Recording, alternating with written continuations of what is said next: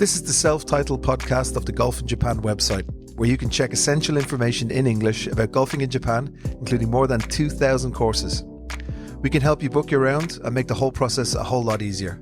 So check out golf-in-japan.com and start planning your Japan golf trip today. Titleist Club Fitting, the fastest way to better. With a player-focused philosophy on fitting, Titleist offers a range of club fitting experiences from drivers to wedges. Your Titleist fitting specialist, thanks to an unmatched selection of products and technology, along with a wealth of fitting knowledge, will provide you with tour-quality fitting experience that can provide immediate benefits for your game. You can experience a fitting in English while in Japan. Just go to the Golf in Japan website and click on the Titleist banner. Or check the link in the description of this podcast. Titleist, the fastest way to better. Golf in Japan, June 6th. We've got a full house today, although Projo is again at the tailor's. He's getting a nice tweed jacket for his summer look. To my left is Damon. Hi, Damon. Hello, people. We got Paulie B. Hey, everybody. Good to be back. Welcome back. And then we got the newbie, Ryan. Although we got to have a nickname for you, so I think it's going to be Shooter. Ryan Shooter. Maybe not. Kapow! Hello, hello. Hey, Ryan. Oh, we might have to do all of that again. Okay.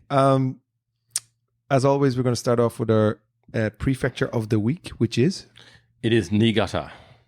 Niigata. Tell us about all those golf courses that have disappeared into the wilderness. There has been a couple of disappearing, but before we get there, where is it? It's in the Chubu region of the west part of the Honshu Island, stretching along the Japan seaside, and about 2 hours away from Tokyo by the bullet train. Anybody been? Many times. Yeah, I think we all have. Yeah. Also, quite a destination for skiing, not just golf in the winter, but famous for rice wine. I was going to say beautiful girls, but yeah. That's Well, When you that's the say rice second- wine, do you mean sake. sake? Yeah, Isn't every prefecture famous for sake and and beef? sushi and beef. They're especially And famous festivals. for. I went there in 2012 and stayed at a.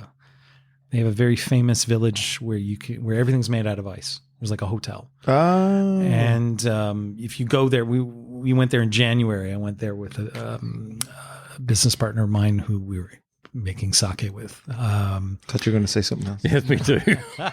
Sweet sake? Was No. And we stayed in this ice hotel. And then what they did was they buried the beef. all this sake. They lowered these crates. So the whole town came.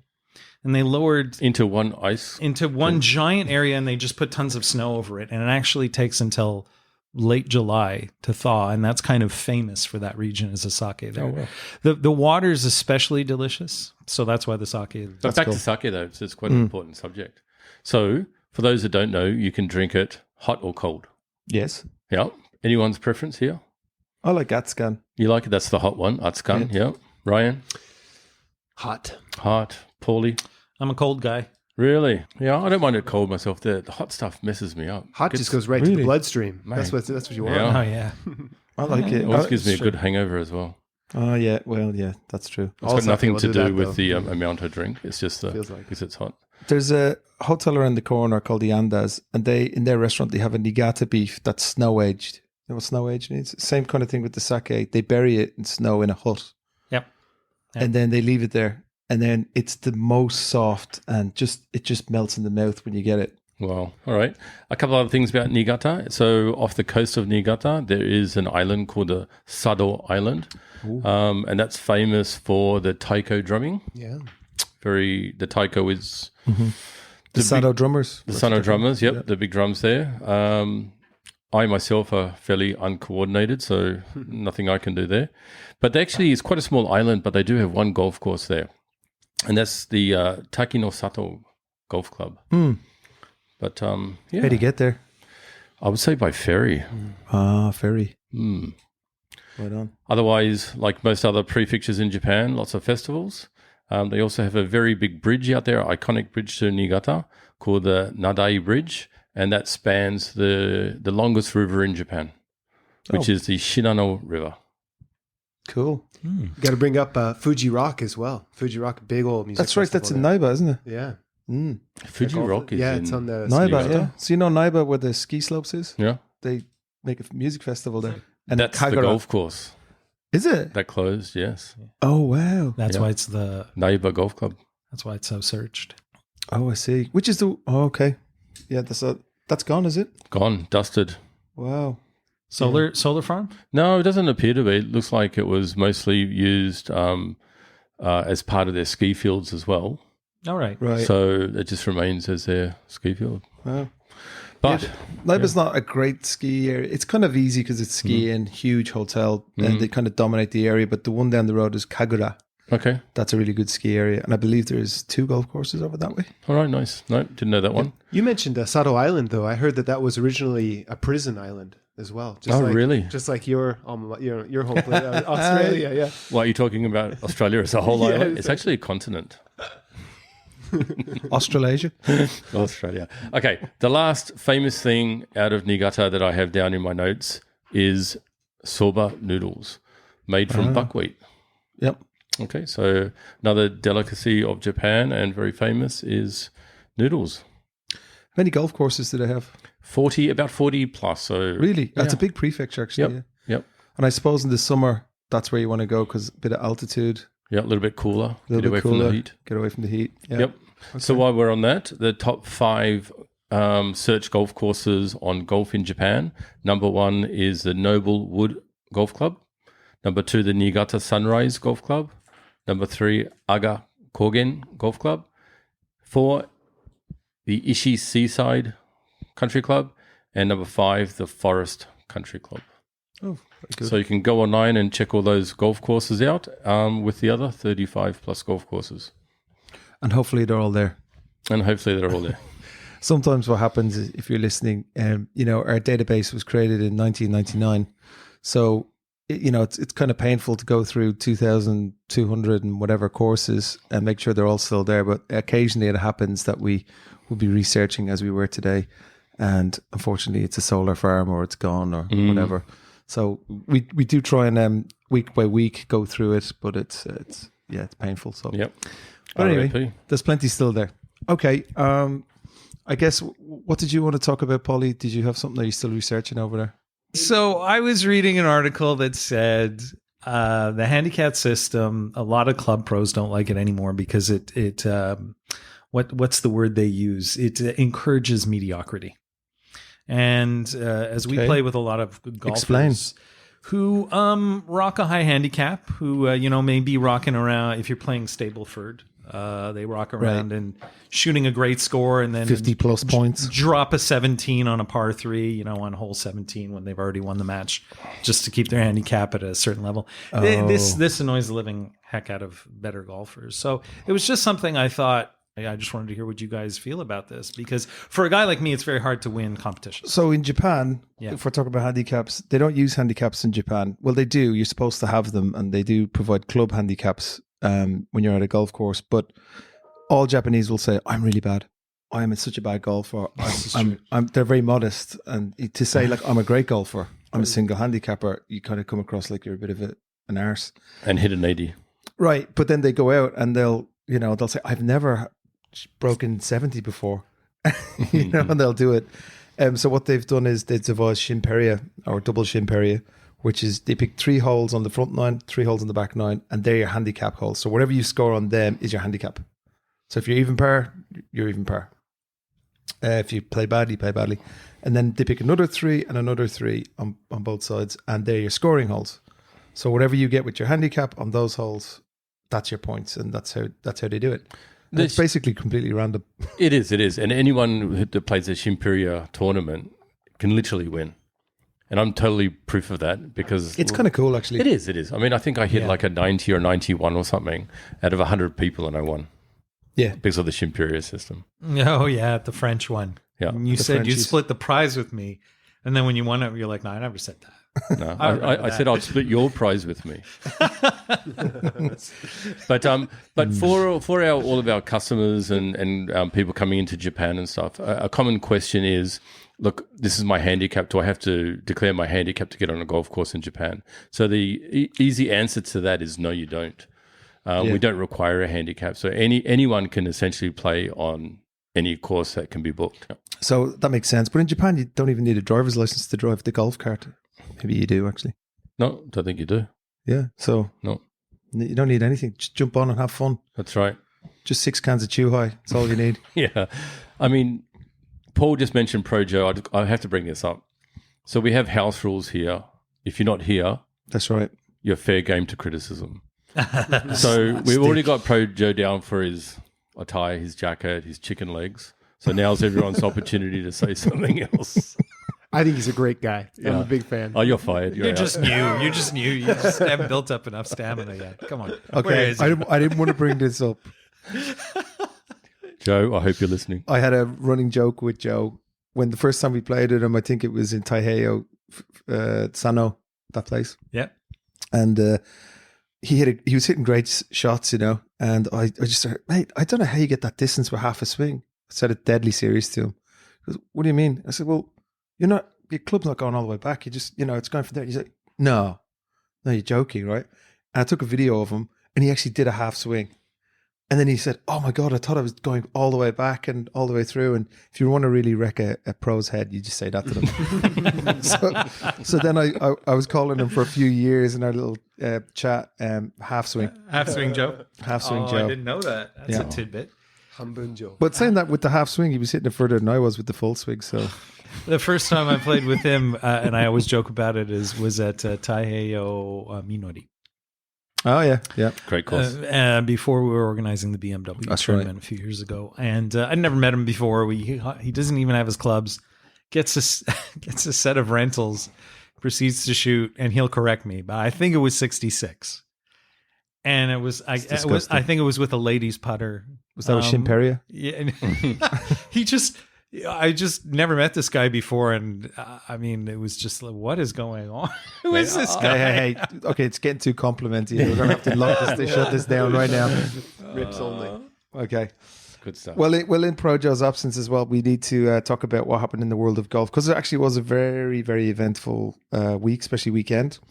Your country, the Canadian Open, Correct. which was amazing, I have to say, was Huge fantastic. news in Canada, by the way. Robert McIntyre, or Yeah. Bobby Mac, as they were calling him.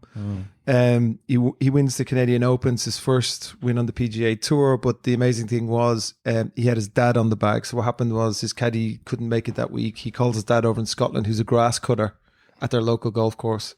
He comes over, gets on the bag, and I don't know what effect that had, but he obviously played really, really well, and he wins it. It was great. And the speech that he gave at the end, I don't know if you've seen that, was amazing. He said, one bit that I thought was good, he said, I feel like a happy Bob McIntyre is a dangerous Bob McIntyre on the golf course, and home life makes me happy. That's why I'm probably going to go home after the event for the next couple of weeks. I'll go home to Scotland rather than go on to Orlando. So what he was saying was he's struggling a little bit living in America. So, he enjoys going back to Scotland, living there. And with his dad over, it was like that little bit of home. And they were bawling on the mic, both of them. And it was great. But that was very good. Did you watch it? Yeah, I watched some highlights of it. Yep. It was huge news in Canada. And of course, everybody on the Canadian sports channels were saying that, he's not playing the next tournaments because he's obviously going home on the lash for 2 weeks. He said at the press conference, he was like, Just I gonna get might drunk. go home and just celebrate this, or I might go on to Memorial while I'm playing well. Yeah. But he's obviously gone home on the He's lash. obviously gone home. I think part of it, and maybe Pro Joe would say this, I'm not sure, but I mean, when you win, it's hard for a bunch of reasons to be Yeah, it is. professional. And when you get that win, that first win, and you get that security, that's right, yeah. and it's like in the millions, right? He's into the major. and now he's going to get tour card for 2 years. tour card.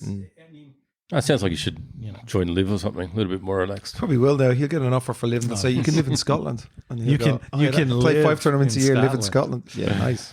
Okay. And the last thing about the Canadian Open, which I thought was worthy of note, was, did you see Fluff falling? No.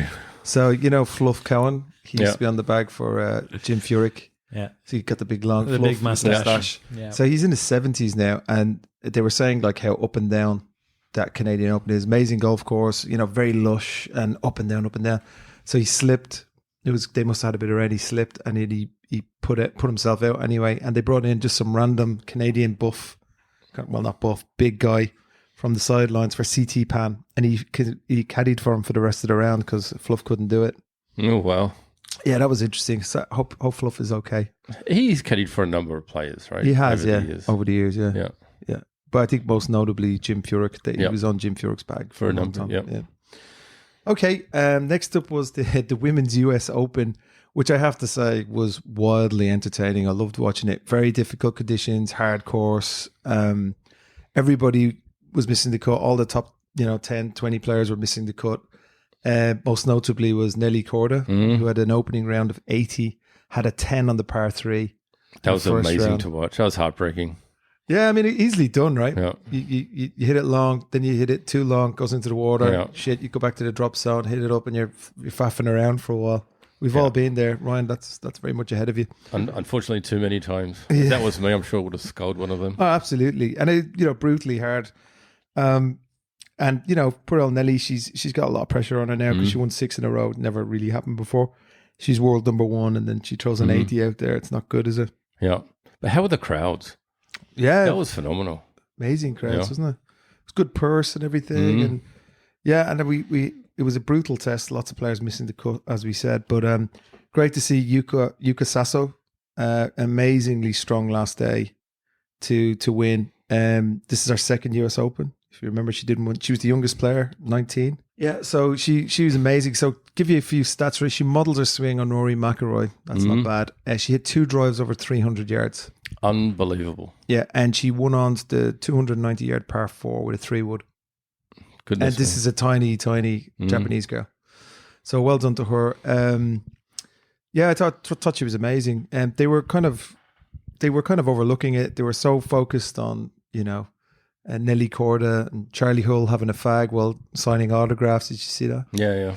They kind of left poor Yuka out in the cold a little bit, but I thought she did a great job, and it was the way she kept her composure was amazing. She did a great job staying calm. Interestingly, she said she wants to represent Japan in the next Olympics. Now, in the last Olympics, she represented the Philippines. So her mum is Filipino and her dad's Japanese. And great answer where they were saying, why are you switching? And she was like, well, I did the last one for my mum and that was a great experience. And I want to do the next one for my dad and that'll be a good experience. So I thought that was a good answer. Are you allowed to do that though? She's got 2 passports, 2 nationalities. Okay, but once you declare, I remember all the hooblew around, we mentioned it before, Rory playing for England or Ireland. He said, I played for Ireland as a junior, I'm going to play for Ireland. So yeah, I thought you had to declare and then that's it. Well, maybe not. Yeah. Didn't your man Sabatini played for his wife's country? He's South African, right? And then he played for, I think his wife is from Serbia. Could be wrong on that one. And then he got the silver medal, just had an unbelievable all-round. So he won it. It's got to be good for your sponsorships too, right? You can double down on countries and whatnot. Well, good on her. I think it's good. I think she has an unbelievable game. So hopefully she gets more confidence after this, after her second major, I suppose you would. Charlie Hull was hilarious. Everything about social media was her ripping smokes while signing autographs and then strolling around with a smoke in her mouth, kind of legendary. And then some guy said, "Oh, Charlie, you dropped something," and she reached out and picked it up, and it was a guy's phone number. And then he said, "Give me a text later on, and I'll tell you where we're going for dinner." So fair play to him. That was a good one. That was a good one.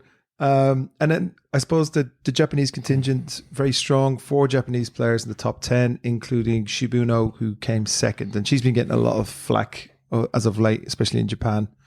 And she had been, kind of injured and stuff, but it's good to see her doing well, the smiling Cinderella. So I guess that's it for that. This week we have the memorial, of course, over at Jack's Place in Muirfield Village. Everyone's going there except for Bobby Mack, who's on the lash at home, so he'll be watching it on the box in Scotland after his few pints. Liv is back. Liv's back this weekend in Houston. Houston. Yep. Yeah. Where they're playing at the, which course is it? The Golf Club of Houston. You probably don't know the answer to this question, but I remember, so on Monday, there was all the Monday qualifiers for the Pinehurst. And there was 17 Liv players that were trying to get on as Monday qualifiers. Do you know how many? Did anyone get on? Pass. Pass. No. Ryan, how come you don't know this, bro? Interested to see how many got on. Yeah. I just seen highlights of Cam Davis and Cam Davis and what's your man's name? Cam Smith? No. Adam Scott Scott, yep. in a playoff. Oh, well. To get a place on Pinehurst, and then Cam Smith won. Hole and bombs they were. It was the two of them dueling each other. Oh, which wow. is cool. That'd have been a great one. Yeah, that was good. You should watch the highlights of that one. And then Japanese golf, we have this week, we have the Suntory Ladies Open, which is hosted by Miyazato. Yep. I Miyazato. So that's a kind of a big tournament here. She's kind of fallen off the radar a little bit. I don't even see her anymore on TV or anything. And then we have in the men's, we have the Murray Building Cup. Good friends of the program is Murray Building. And that's at Shishido Hills, where I believe Paul did a tournament years ago. Yep. Hard course. Couple of them. Two BMW two events. BMW events we did there. Yeah. And if the winner of this one, okay, the whole prize money is 150 million yen, about $1 million. So I don't know what they get, but they get a free BMW and they get to go to Wentworth to play the DP World BMW Championship in July. Nice. Yeah, so that'll be We actually droned and GPS that course only quite recently. Really? For golf simulators. I played it once and I just remember it being brutally hard and then the rough being super long. I think I played it with you and it was like we were getting nowhere quick. You're a little bit off the fairway, you're just chipping out sideways. Correct. It's a course Very that can hard. absolutely eat you alive. Beast. It's a little bit humid there too. And your club just Ibaraki, just grabs. No, it's Chiba. Oh, no, you're right. Ibaraki. It is Ibaragi. It's It's just north of Chiba. Yeah. Good course. It's actually owned by Murray Building. Yep. Where like, I don't know if tourists would know who Murray is, but if you're in Tokyo and you look around and you see a skyscraper, they own it. Yeah, if you see an M on the side of it, like Roppongi Hills, Azabudai Hills, everything's hills. Torontomon Hills. It's theirs. But same with the golf courses. Most of them are called something hills. Shishido Hills. Yeah, that's right. I think we should also mention, as we discussed in the last podcast, Grayson Murray passed away. Yep. A couple of weeks ago, well, just over a week or so ago. They actually had his service just recently, a few days ago. And really sad to watch. I don't know if you guys watched any of it. Yeah, but a lot of players there. It was at his home course there. And even Scotty Scheffler got up and had a few words and everything. So, yeah, it's very sad to see such a young guy pass away and depart the golf community.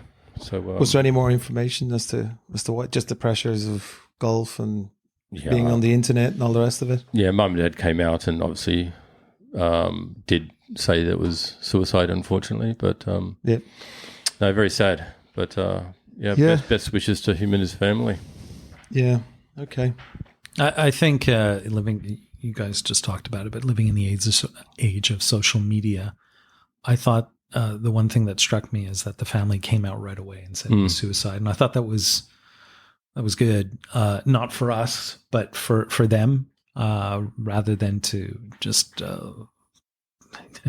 live through all types of speculation. I think they got out ahead of it, and that just kind of resolved a lot of things. And then the focus became on mental health, and everybody felt bad, and then that was good.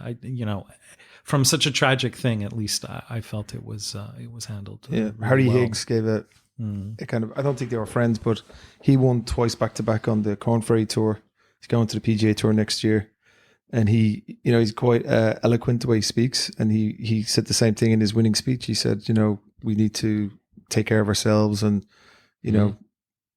just because you're a famous golfer doesn't mean you don't have all these kind of issues, and it's important for them to have a support structure, and for all of us actually to do that. Yep. So there you go. Okay, I don't think we will skip on to the next topic, I think. But any golf happening this week, gents? Yep.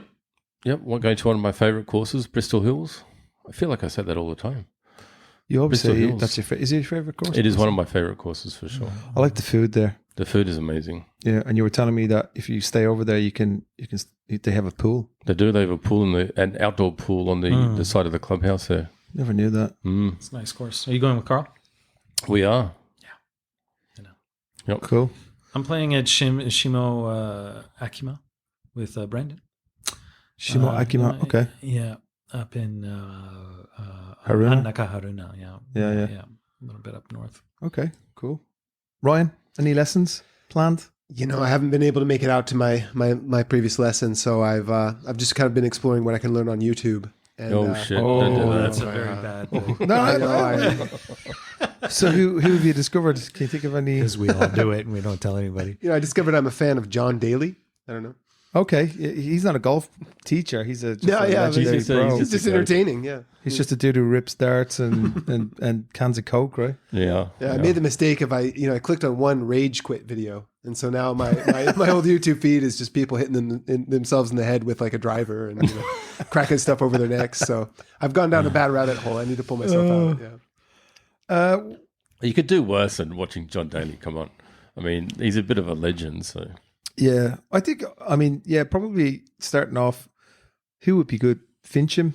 Peter Fincham? yeah, Peter Finch, good. Old Ricky Shields. Rick Shields, yeah, he's a good guy too. Those are the famous ones. There's one in Southeast Asia, the Manolo? Manolo. He's American. That guy's an absolute legend. Smack that shit. He's an absolute legend. He's a Hispanic guy who lives in Florida or something, and he speaks with this heavy, and it's called Manolo Teaches Golf. Yeah. Absolutely brilliant. He totally puts on that accent nice and thick for the TV. I'm sure right? he turns around and says, "Oh, jolly good, my monocle fell off my eye." So but he's got, "Hey man, what are you talking about?" He talks like that, you know. Yeah. What's the Florida of Japan, would you say? Like, That's a good In question. regards to what golf courses? yeah, like the same vibe as Florida, but here in Japan. Never been to Florida. Oh, it's great. Geez, that's a hard question. I was thinking it's maybe The kind of same like the west vibe. side, like kind of Hiroshima area, or like Shizuoka. Kind of feels like maybe it'd have a Florida vibe. Yeah, I've never been to Florida, but they, that Shimoda area in Izu, Kawana is. You've got there's a lot of foreigners chilling out. There's a lot of nice beaches. It's got a real summer vibe. Yeah, nothing like Florida though. But Right. Okay. It doesn't have we have Disneyland, so Chiba. but Okay. have you seen our Titleist brethren out there testing the new GT drivers? That's on the news. Yes, we actually posted something about it today on Air Golf. Yep. So they've announced that all of the Titleist players, the staffers, are playing all the new GT2, GT3, GT4 drivers on the Memorial this weekend. Yep. Which is kind of risky, isn't it? I mean, they're very confident that it's going to perform. It's obviously done really well in testing. They've all decided to put them in the bag this week. I'm sure they've been involved in the process. Oh, for sure. Of course. They've probably had it in the bag for the last 6 months. But yeah, so I'll be interested to see if Titleist get the win with that. Because we have been rocking the new Scotty Camerons, the Mallets, the Phantoms. Yeah, they're really nice clubs. The Rolls Royce of Scotty Cameron. And we should say we're very proud and happy to have Titleist sponsor the podcast. So our first proper sponsor. So shout out to Titleist for doing that. Absolutely. And so please God, somebody from Titleist wins the tournament so we can talk about it next week in the podcast. But also, as Titleist ambassadors as we are, we're also scheduled for our fitting of the new GT drivers in just a week or so. Can't so wait for that. It's going to be amazing. Yeah, I've just finally figured out the TS2, mind you, or the TS. So I'll keep both in the bag for a while. But the GT looks really good. I guess it's the GT2 is the kind of tour performing on. We don't know the specs yet. They haven't come out with anything. And they're even the pictures they're showing, there's only a kind of a limited, you can just see the 3 models. That's right. Kind of lying on the ground. You can't see anything. So check them out. Looking forward to it. Can't wait. Okie doke, lads. Well, has anyone got anything else? Paulie, I only wanted to mention the YouTube guy I was thinking about was Golf Sidekick. I don't know if you he's fun. South African guy. Yeah, is he South African? He's in Southeast Asia. He lives in Thailand, yeah. Oh, he's brilliant. In fact, we should probably do, that's just an idea, we should probably do like our own reviews of who our favorite YouTube guys are and do some cross-pollination. You know, we should probably be our own YouTube guys. In fairness, we've been threatening to do videos and we'll threaten some more, but then I think they will happen. Yep. Especially Pro Joe, he needs to get out there and show everybody his beautiful chicken legs, his tweed jacket, his top hat, his bowler, his wife beater, his burst mattress, and but not least his half swing. His half swing and a bottle of VB. Yeah. Joe, we miss you, mate. Get well soon, Joe. Hope you get better. Oh, he's not sick. Come back swinging, Joe. Yeah. Full swing. All right, lads. Very good. Thanks very much. We'll see you next time. Thank you. All right. Thanks, everyone.